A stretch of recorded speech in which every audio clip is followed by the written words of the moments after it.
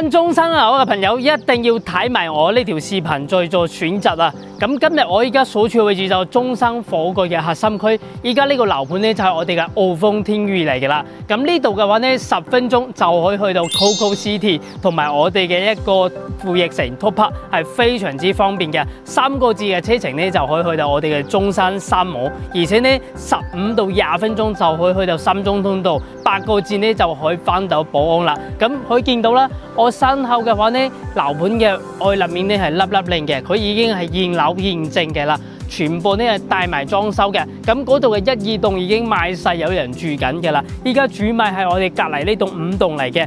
包括咧，我身後攝影師可以俾個鏡頭展示下，有啲別墅嘅話咧，佢都係去大積嘅，即係喺市區嚟講嘅話咧，都係去到600萬同埋1000萬，3000尺打上。今期嘅節目咧，我哋主題就係影我哋嘅平層，就唔影別墅啦。當然，如果有粉絲朋友咧，鏡頭前嘅你對別墅有興趣，可以私信我攞更詳細嘅資料。咁我哋睇嘅一個住宅嘅面積咧係89平方同埋104平方嘅，佢嘅均價咧都係11000到13000。高峰嗰陣時賣緊2萬蚊一方嘅，咁呢度相當於係火炬嘅核心區主城區嚟嘅啦。佢門口呢就係我哋嘅中山主幹道博愛路，咁嘅話去到沙溪啊、石岐啊、舊城區都係3、4個字，可以由呢個博愛7路直接去到，係好方便嘅。當然呢度呢，我哋嘅港澳朋友關心嘅係咪有樓巴可以翻到香港？喺我哋嘅一個盛景上方呢，呢度5分鐘就可以去到，都係有永東嘅巴士行深中通道，直達我哋九龍、尖沙咀，包括新界、港島都有巴士可以去到，係好方便嘅。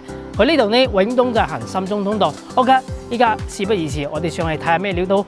依家上到嚟我哋嘅示範單位，呢度呢係2梯4戶嘅，隔離嗰間呢係大面積1200尺左近。OK， 咁呢度係2部 lift， 然之後嘅話呢，呢度係3個單位啦。呢度01同埋02，02嘅話係86平方，01係89平方。我哋由呢個01開始睇89平方，86嗰個呢就唔影啦，因為佢嘅格局係一模一樣嘅，爭咗3個方。咁然之後呢度係傳統嘅餐客廳一體，當然呢個位置嘅話呢係餐廳吧台，唔係交樓標準，到時係冇嘅嚇。咁我哋陣間會有個交樓標準示範單位影到俾大家睇嘅。廚房嘅話呢，中規中矩 L 型嘅一個 design， 西門子嘅抽油煙機同埋呢個電燃氣爐都係交標嚟嘅。可以俾個鏡頭展示下，呢度嘅話呢可以作為生活露台，89平方呢有2個露台都係少見嘅。咁然之後呢，我哋鏡頭所見到嘅呢條就係博愛7路，係博愛路係中山主城區嘅一個主幹道嚟嘅，就有啲類似珠海嘅九州大道咁係。OK， 咁呢度餐客廳一體，客廳大概係3.6米到3.8米嘅開間。咁然之後咧，呢個係雙層嘅隔音門嚟嘅。咁依家可以聽到，其實閂埋門呢，一個博愛路嘅噪音都唔會話好大，即係一個隔音效果係幾好嘅。打開嘅話呢，可能個隔音效果就麻麻。你聽下，打音嘅話係啦，打開嘅話呢，因為佢係對流噶嘛呢度，咁嘅話呢會有啲噪音嘅。OK。然之後，我哋動靜分嚟睇下休息區嘅一個佈局。休息區嘅話呢，佢係做咗3間房，佢呢度得一個洗手間嘅設計。嗱，可以見到呢度嘅話呢，佢亦都係有明窗。當然，佢嘅一個瓷磚呢會深層啲色調嘅話，如果有介意嘅朋友呢，到時買完可以自己再改裝下。當然呢個可以作為電腦房或者電競房、書房啦。複合木地板亦都係交樓標準。呢度嘅話呢，佢嘅飄窗台係冇 book 咗嘅。呢間房可以展示下，作為客房啊、兒童房都係夠用嘅。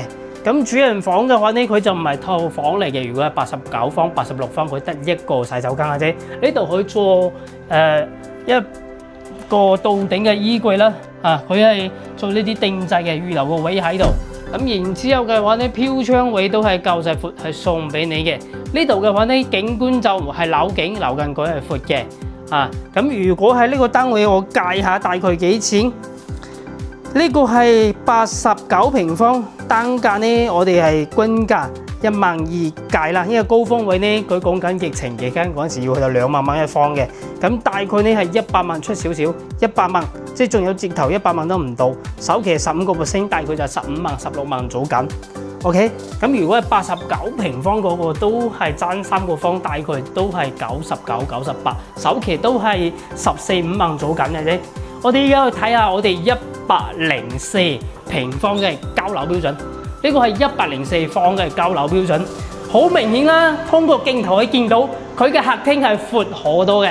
餐客廳一睇，無論係飯廳嘅位置啦，同埋我哋一個客廳，開間大概係去到4米嘅開間。咁然之後景觀係同89平方嗰個係一樣嘅，係我哋嘅一個城市景。通過鏡頭我哋可以見到啦，前邊右手邊係山景嚟嘅，博愛路。咁嗰度呢有 M 記嘅，其實都唔係話好遠。呢度就係中山火炬嘅主城區。沿住呢條博愛七路嘅話呢，你10分鐘，頭先開場我哋有介紹到10分鐘嚇，可以去到我哋嘅天逸星河嘅 Coco City， 包括我哋係富逸城嘅 Top Park 等等大商場，3個字呢就可以去到 Sam 級，係方便嘅。如果係我哋104方呢個單位呢，佢係做咗3房2衛，洗手間都闊啲，而且房嘅一個進深啦都係闊啲嘅，可以見到。跟住嘅話呢，呢間房都係會闊落好多，比翻頭先89方嗰個。呢個係主人房，主人房嘅話係一個套間嚟嘅，亦都係有明窗位喺度。